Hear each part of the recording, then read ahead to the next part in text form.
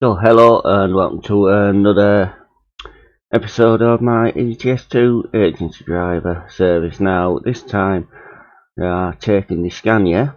It is the Streamline and it has 440 horsepower. And I'll just bring up the map so you can see today's journey, which will be from Hamburg to Dortmund. Now this is profile. I have no mods at all. Basically test driving and showcasing all the different makes and models of truck available within the game and telling you a little bit about the company and what options are available on the trucks to sell. So this is the map of today's route. Now each time I'm starting in the city where I dropped off the previous load. So and this time it's just going to be just outside Dortmund, up at the tree ETT. I've done the things to get my discovery there. Today's journey is approximately 217 miles, so without further ado, let's get started on this one.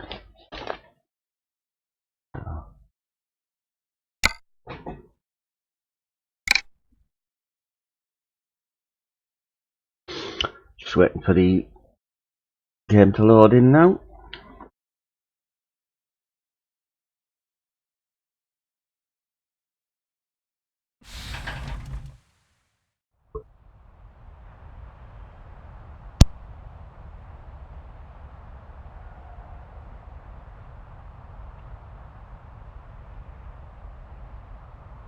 Drive safe.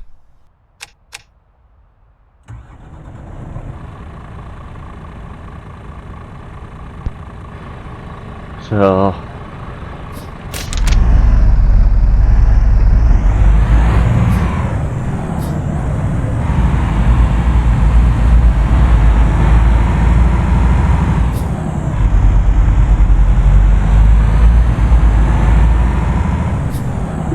Turn right.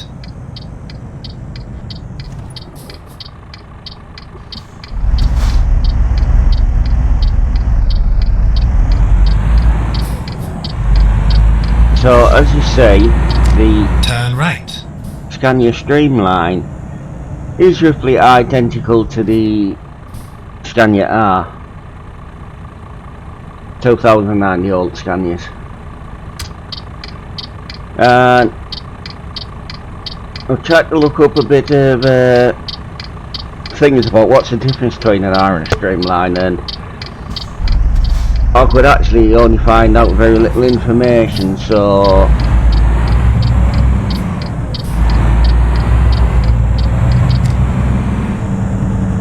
apparently the Streamline is a slightly updated version of the R, where it is more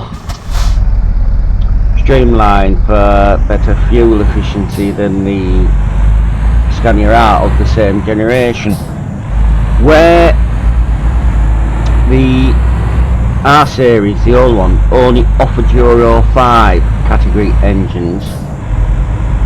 In the Streamline they offer Euro 5 and Euro 6 engines, and the horsepower's range that's Keep available left, and then turn left. in game range from 360 horsepower for the entry level, and they go up to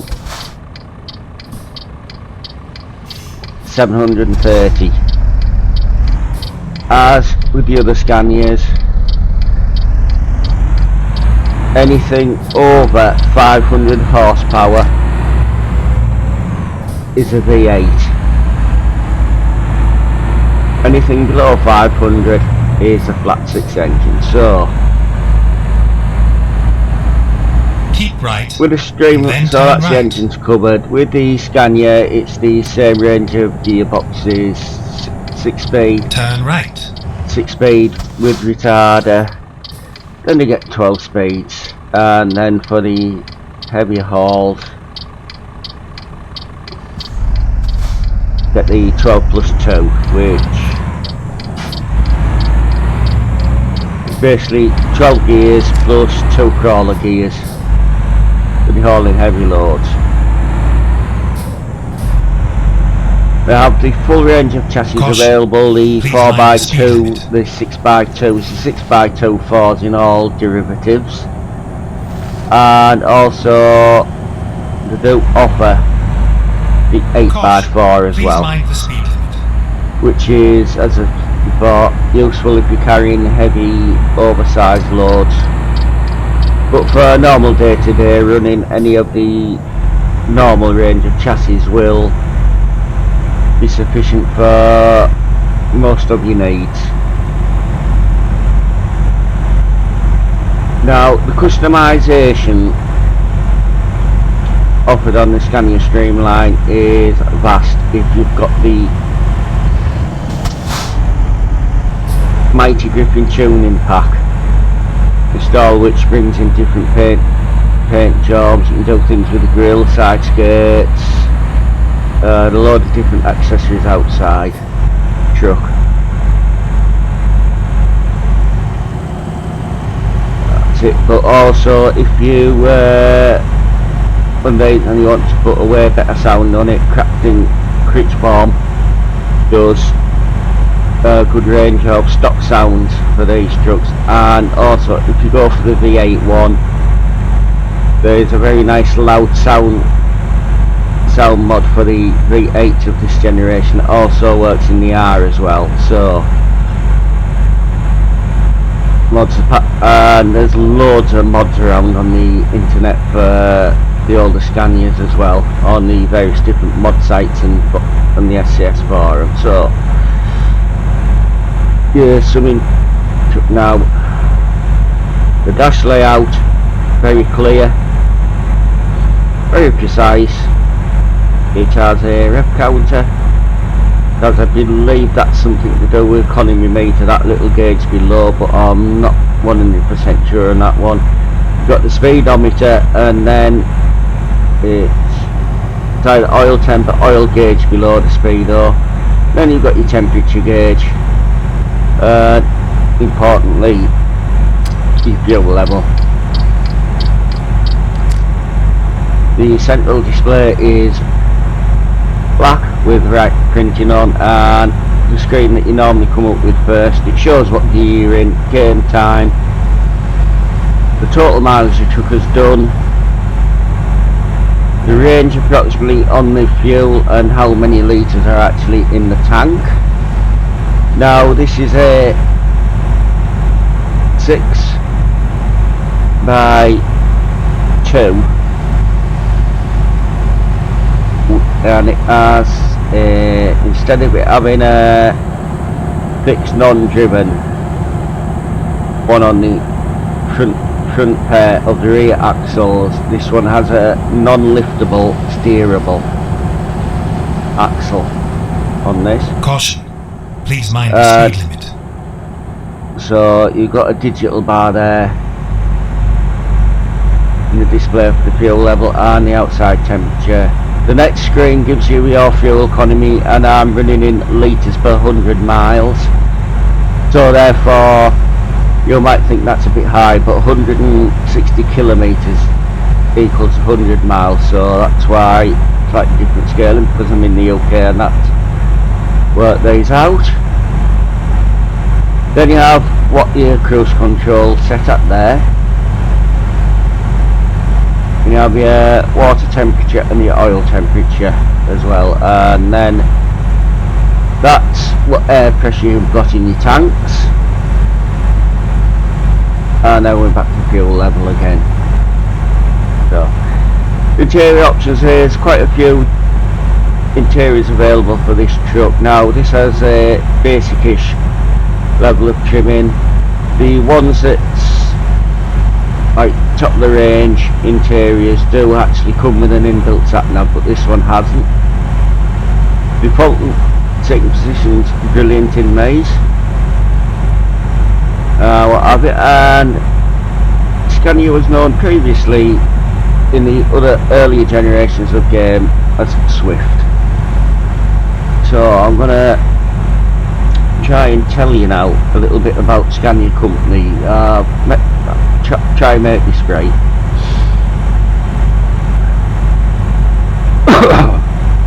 So, Scania Babis. They were formed in 1911, and relation between Scania, who was a bike manufacturer, and Babis, who made railway cars. And from now, throughout the history, there has been several takeover attempts of Scania.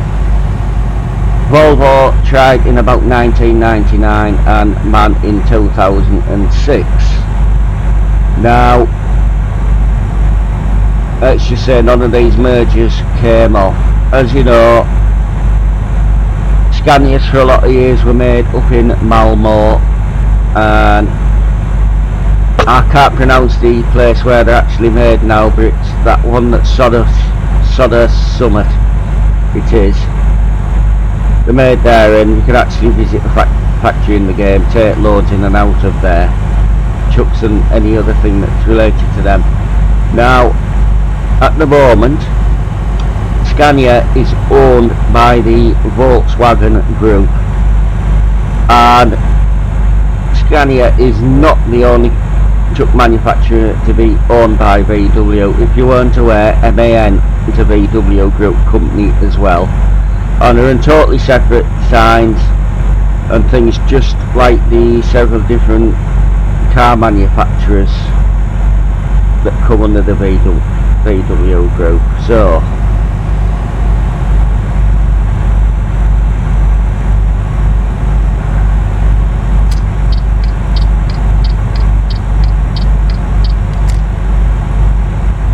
now,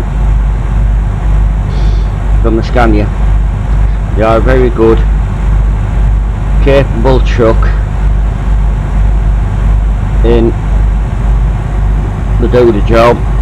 The range of engines is actually vast, because to say you get the Euro 5s and the Euro 6 engines in them, and that styling of them outside isn't too bad, but obviously this being an older generation Scania, they are starting to show their age now, where they're being replaced by the newer generations of R and S model.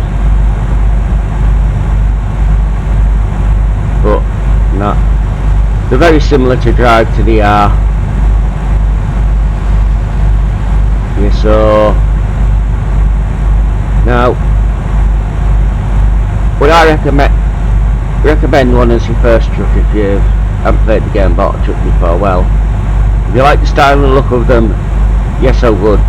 Obviously, because of the entry level one's 360, which doesn't seem a lot, but then you can upgrade it as you go along and get up to the bigger engine, or you might find an engine in the range that you like to drive. Now I like to drive them around 460 to 500 horsepower. That's my favourite range of trucks. A bit of a challenge for some of the heavier loads, but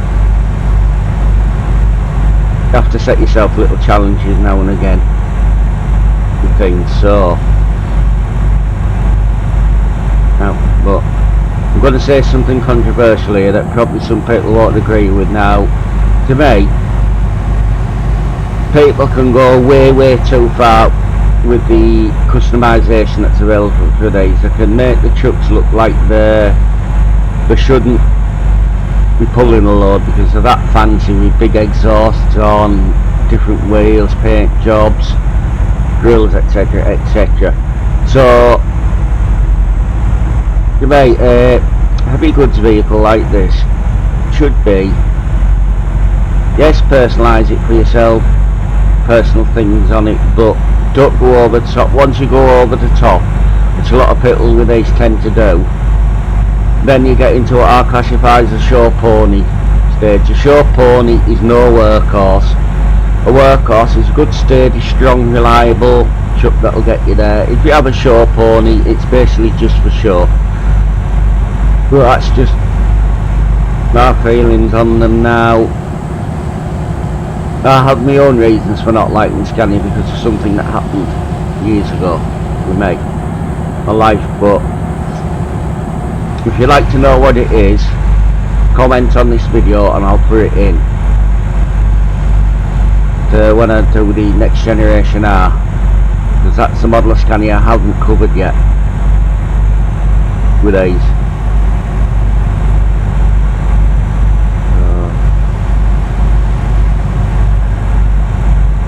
Try and do a few different camera shots for you here.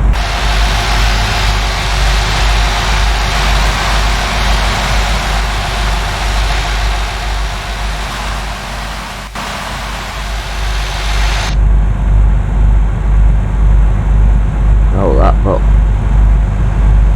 Now in the cam views there, I have done a video on the different cam views in ATS which are similar to the ETS2 ones. I believe there's one of them slightly different. So we pull in. Oh, fuel economy of these trucks isn't actually too bad in the little ones. Averaging 51.8 litres there per 100 miles will actually work out that it's doing. Try to work this out. Straight on. It's doing reasonable economy that way. Can't work. If I'd put these in MPG I'd be able to tell you, but I think it's somewhere about 8 to 9, something around about there, which keep right and then now, exit right. That's one thing that SCS hasn't got quite exit right. Right, there's the gameplay options. As you know, there's 2 settings for fuel economy. You can either have it realistic or whatever. Now if you don't have it set on realistic, you fill your tank up, they give you a range and that's what you do. But if you have it on realistic, it varies depending on how you drive, load you're pulling, etc. with them. But I've seen videos and people who have actually compared like for like between your real life truck and trucks in the game, and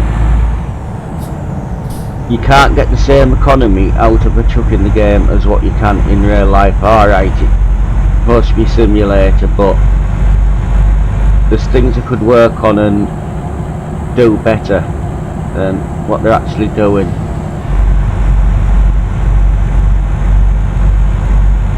Really, so to know we're nearly at journey's end. Yeah. Now, showcasing, testing all the trucks. Why I'm going down the discoverables, going round the map now, because I do plan to use this profile for another series that will be. I'm going to start coming up where I may buy my own truck. Turn right. Through some options. I want to proceed with this profile.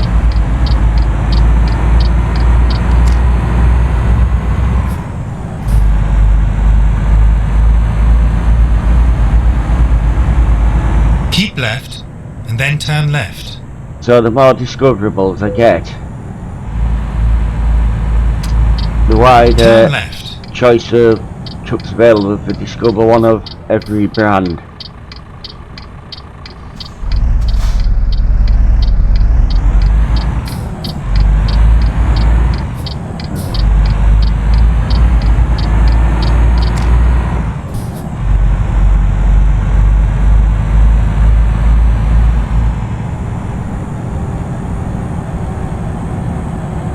Go straight on.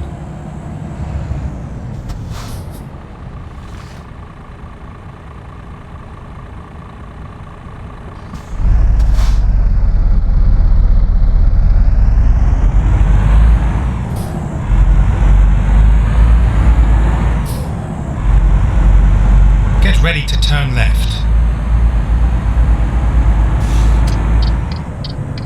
Turn left.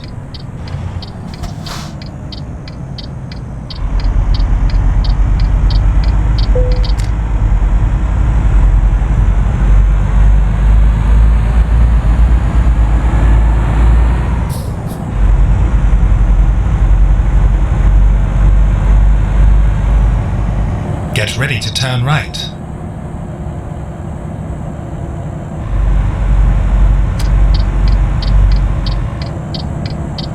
Turn right.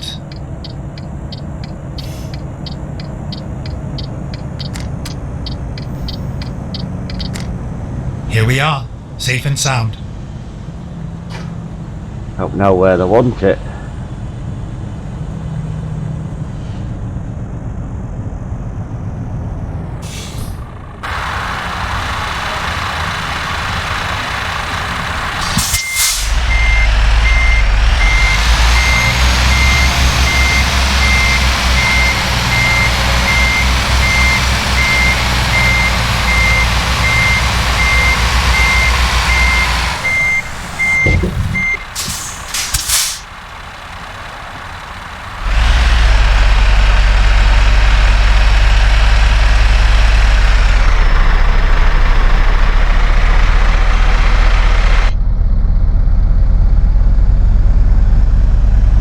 I'm sure that plenty of you have made that mistake, or you will make that mistake.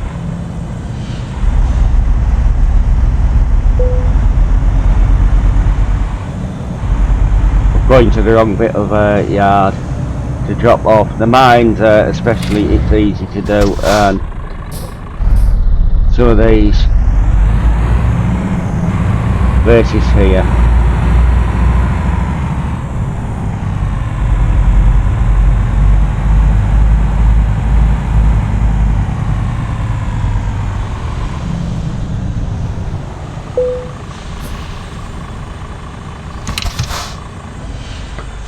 So that concludes today's journey, and we'll just see how we did.